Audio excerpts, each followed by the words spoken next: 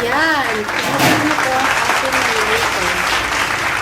Sure pa lang. Sarap-sarap na po. Ngayon, kumukulo na siya.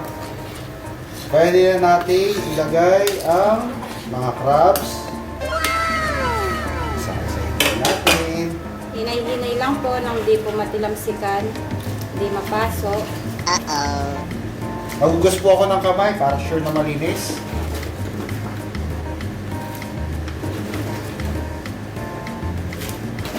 Ang mga crabs na po yan ay mga nahuli po namin. Para tipid. Hindi na po namin siya binili.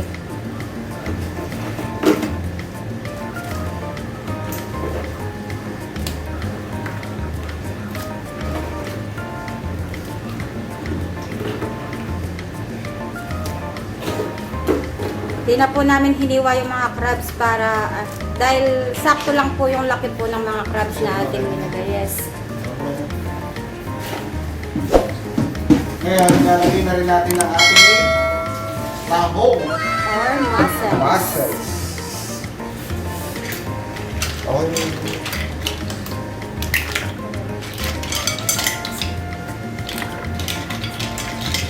Ayan na po, yung mga tahong nilalagay natin.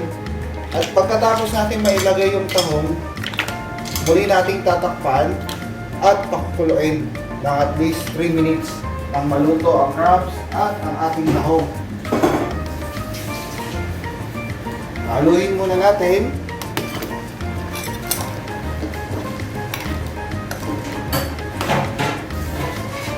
Ngayon tatakpan natin hanggang kumulo. Balikan natin after 3 minutes.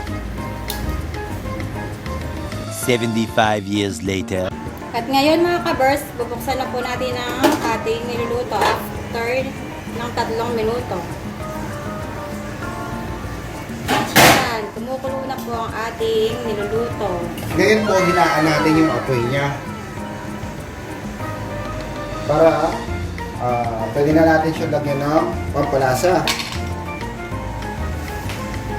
Paminta. Lagyan natin siya ng paminta. Siguro mga 2 maliliit na spoon. Teaspoon. Lalagay po natin yung lemon na kinuha na natin as a juice.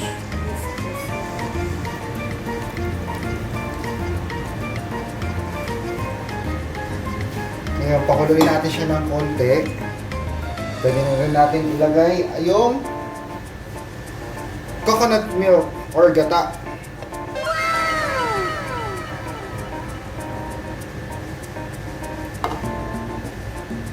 Para maging creamy po ang sabaw ng ating seafoods na tom yum.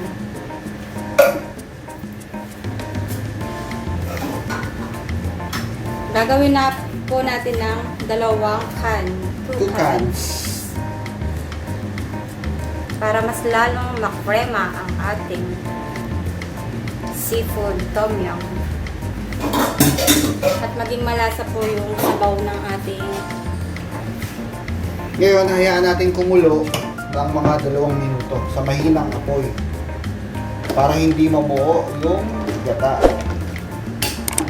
Muli natin siyang tatakpan at pagbalikan natin ng at least 2 minutes.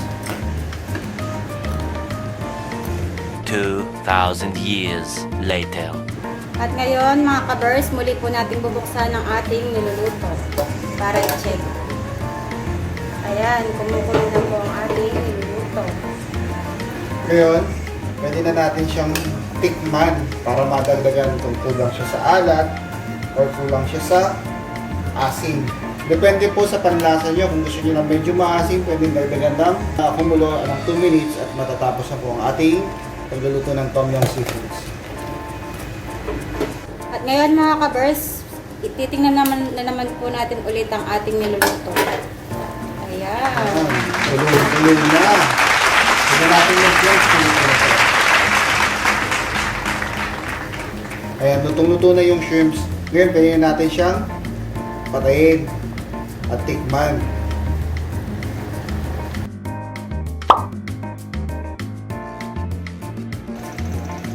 Ayan mga ka-burst, tapos na nating lutuin ang ating Tom Yum Seafoods.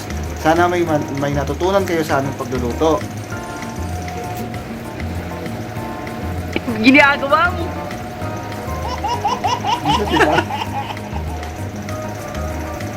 Mga ka-burst, kung nagustuhan niyo po ang aming pagluluto, don't forget to like, share, subscribe, and hit the notification bell para magkaroon pa ng marami or magkaroon kayo For ng more updates po ng Notifications. aming mga lulutuin. Bye-bye. God bless you. Thank you for watching. Bye mga kabers. God bless.